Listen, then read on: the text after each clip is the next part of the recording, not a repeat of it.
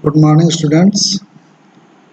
Today we have to discuss another chapter, that is matter waves, nature of particles, and de Broglie relation.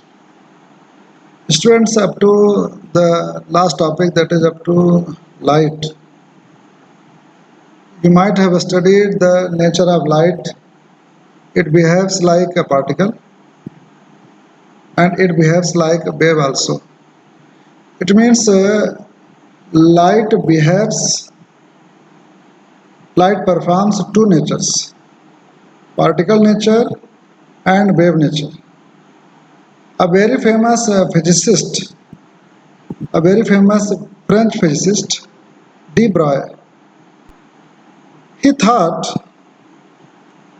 that the universe follow the symmetry. If light performs, light shows to nature, it means matter should also show two natures. And he proposed very famous, very bold hypothesis known as de Broglie hypothesis. What was that? Material particles in motion should display wave-like properties. Just think, all the material particles, whenever they will be in the motion, they must show wave nature. Means, what is matter? It is a mass particle. And de Broglie hypothesis stating that if a mass is moving, if a mass is in motion, it must possess a wave. It must show wave nature. It should have wavelength. If a body is showing wave nature, certainly it must have the wavelength. So this was a very bold hypothesis proposed by de Broglie, French physicist de Broglie, in the year 1924. Only giving the hypothesis is not enough. In science, every hypothesis must be supported by the experimental proof. So after this de Broglie hypothesis, de Broglie also mathematically supported from the different relations of the light, from the theory of light. In photoelectric effect, you might have studied the photon nature of light. In that topic also, you have studied the momentum of the light. So he joined all the physical theories and derived a relation for de Broglie wavelength. What is de Broglie wavelength? The wave associated with material particles in motion. Certainly, if the mass particle is in motion, then only it will show wave nature. So the de Broglie wavelength, you can define it. The wave associated with material particles in motion are called matter waves or de Broglie waves, and their wavelength is called de Broglie wavelength. Their wavelength is called de Broglie wavelength. And how to derive the relation for the de Broglie wavelength? We have studied in the last topic that according to the quantum theory, the energy of photon is equal to h nu. And here, what is nu here? It is the frequency of the light. So, by putting the value of nu c upon lambda, energy of the photon is hc upon lambda. Okay, this is the energy of photon coming out from quantum theory, from the energy. It is the energy of the photon from quantum theory. And also from Einstein's theory, where you consider the light, consider the photon as a mass particle. It is very simple. Its energy is given by what? E equal to mc square. Means now you are having two relations for the energy of photon. One is from quantum theory, another one is from Einstein's theory, equal to mc square and equal to what? Hc upon lambda. And you compare both of them. By comparing, you can get lambda equal to h upon mc, that is lambda equal to h upon p. What is p there? It is the momentum of the photon. Momentum of the photon. So if this is for the light, this is for the photon. De Broglie suggested if a mass particle is moving, if a football is moving, if a cricket ball is moving, if a stone is moving, so he modified the formula. Means if a mass particle is moving with velocity v, not with velocity c, c is the velocity of photon only. If a mass particle is moving with velocity v, in place of c, you have to write what? V. Okay. In that case, wavelength of that mass particle will be lambda equal to h upon mv. Lambda. So by today, we have to understand that the formula for the de Broglie wavelength is h upon mv. De Broglie wavelength is h upon mv. Formula for the wavelength of matter wave is h upon mv. What is v here? It is the velocity of the mass particle. What is m? Mass of the particle. And what is h there? You know very well, it is Planck's constant. So this is the expression for the de Broglie waves. De Broglie wavelength, lambda equal to h upon mv. Okay. So what is the conclusion there? Very simple conclusion is here. You can find out the conclusion that lambda inversely proportional to mass. Means if the mass is heavier, certainly lambda will be what? Smaller. You can compare proton with helium. You can compare the proton with helium nucleus, that is alpha particle. Proton having less mass, helium having higher mass, and if both are moving with the same velocities, h and v will be constant there. So the particle having greater mass will be having smaller wavelength. Means the helium particle, that is helium nucleus, that is alpha particle, having greater mass, alpha particle having greater mass will have less wavelength, So by this concept, by this formula, you can compare the wavelength. So one factor is there on which the wavelength depends, that is mass. And another factor is there, that is what? Velocity. So the de Broglie wavelength depends upon the mass of the moving particle, depends upon the velocity of the moving particle, and everything is written here. Okay, the de Broglie wavelength is inversely proportional to the velocity of the particle. Okay, if the particle is at rest, I told you earlier, with the matter waves, wavelength is only associated if the particle is moving. Means if the particle is in rest, from here you can see, if the particle is in rest, what will be there? V. V means velocity of the particle. If it is in rest, lambda will be h upon 0, means infinite. So what does it mean? Infinite wavelength means particle means there is no wave.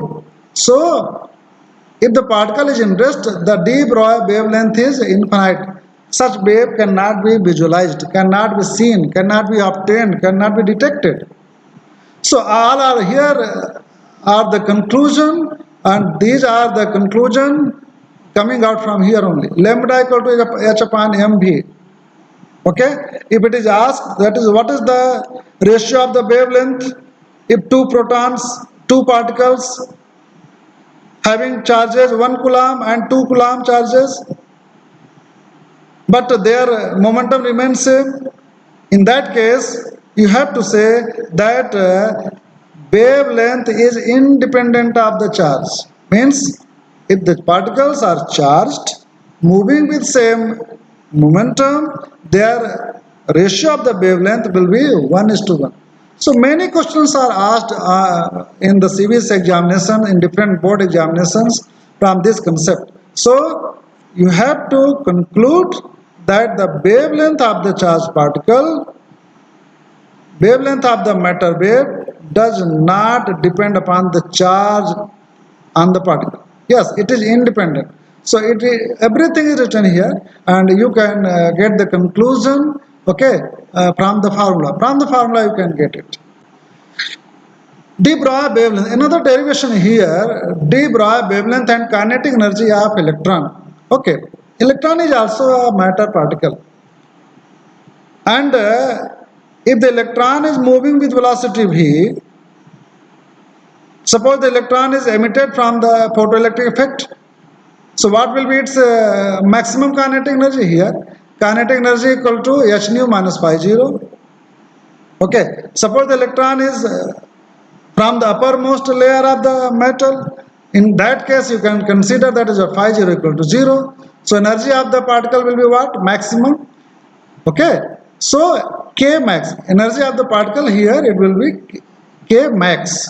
And what is K max? You know very well, P square upon, in class 11th, you have studied that relation between the momentum and kinetic energy is P equal to root 2 mk. From here, K max equal to P square upon 2m. So here, energy of the electron emitted from the metallic plate, okay, will be P square upon 2m. After solving, you can get its momentum P equal to root 2 me. What is E here? Maximum kinetic energy of electron. So how to get the de Broglie wavelength? De Broglie wavelength is lambda equal to h upon P, putting the value of P here. In this formula, lambda equal to h upon P. So by putting the value of P, here lambda equal to h upon P means lambda equal to h upon root 2 me. So this is the relation. This is the relation lambda equal to h upon 2 me. What is m here? M is here mass of the electron. And what is E? It is the energy of the ejected electron. It is the energy of the maximum kinetic energy.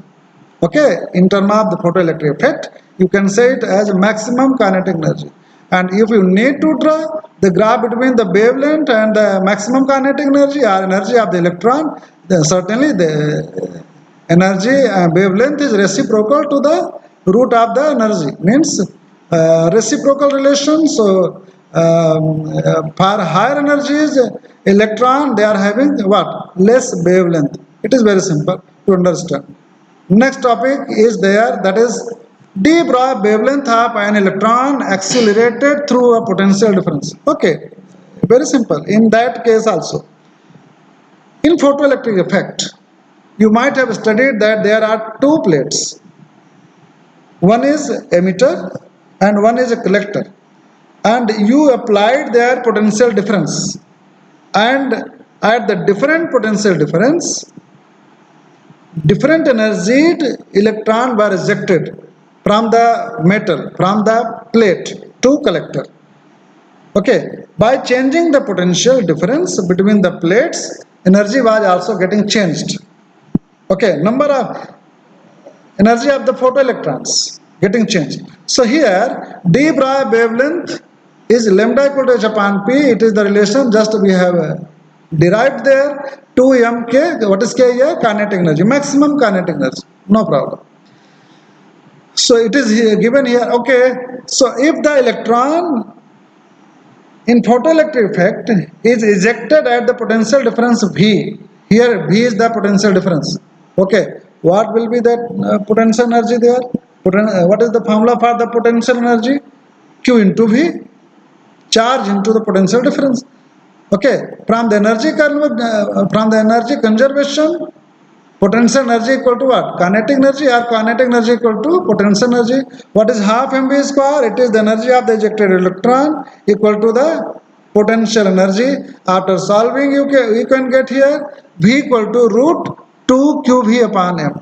Okay, and what is the velocity? Root qv upon m, and we know that p equal to mv.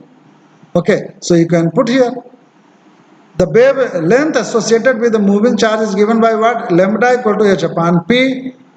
Okay, lambda equal to h upon p, and here the momentum is root 2 qvm. By multiplying here m and here m, multiply कर दीजिए यहाँ पर. So p will be equal to 2 qvm.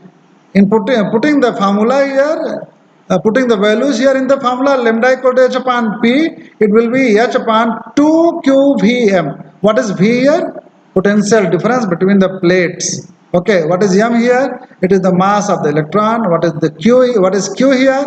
It is the charge of electron. You can replace this q. You can replace this q by e.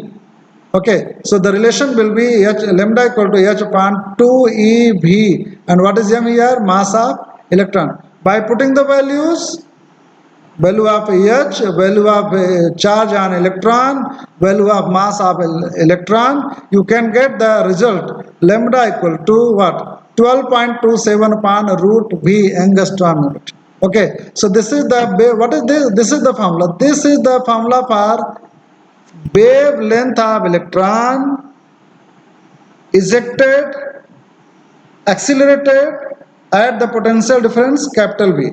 At the potential difference capital V. Okay, this is the formula. Means if the charge means if the electron has been ejected at 100 volt, what will be the wavelength? Very simple. In the place of capital V, you have to write 100. So what will be the root 100? It is 10. So what will be the answer? It will be 1.227 angstrom. That is 1.23 angstrom unit. Very simple. Many times such type of numericals had been asked in the CBC examinations. Okay, you have to simply put the value of V and may get the value of wavelength. Very simple topic, and you can get the answer. Davison and Germer experiment. Dear students, I told you at the starting of my lecture that hypothesis, simply hypothesis is not the science. Bold hypothesis was made by who? De Broglie, French physicist. But simply giving the mathematical formula, by simply giving the hypothesis, bold hypothesis, it cannot be the part of science. Any hypothesis must be followed by, must be proved by experimental result. And I must say, in the history of the physics, Davison and Germer experiment is one of the most important experiment. And this is the only experiment which verified, which established what? De Broglie hypothesis. De Broglie hypothesis was experimentally proved by Davison and Germer experiment. You can see the conclusion here. The Davison-Germer experiment is probably one of the most important experiment ever. Since it verified that de Broglie matter wave hypothesis applied to matter, electrons, as well as light. In this experiment, electron was the matter particle, okay, and photon as usual. So both the wavelength associated with the electron and the wavelength of the photon both got matched. Means both the wavelength, experimentally obtained wavelength of electrons and the wavelength of the photon both were found almost equal. You can say equal. And from that day, de Broglie experiment, de Broglie hypothesis was established, was experimentally verified.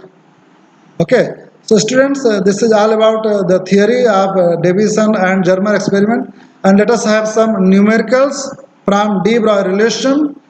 Very simple numerical, you can solve it. What is the de Broglie wavelength of a photon? Be the momentum 4.4 into 10 power minus 34. Take it as minus 10 power minus 34. Okay, kg meter per second. Estimate H means Planck's constant as 6.63 into 10 power minus 34 joule second.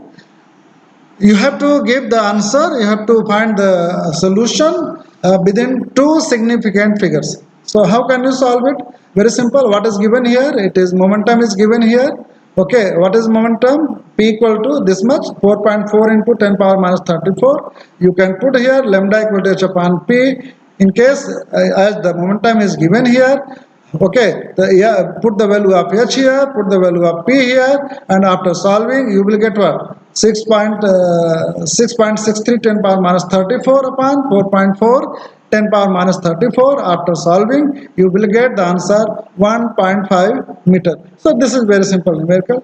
So dear students, this is all about the topic, that is de Broglie relation, matter waves, and I would say this topic is asked in examinations 3 to 4 marks.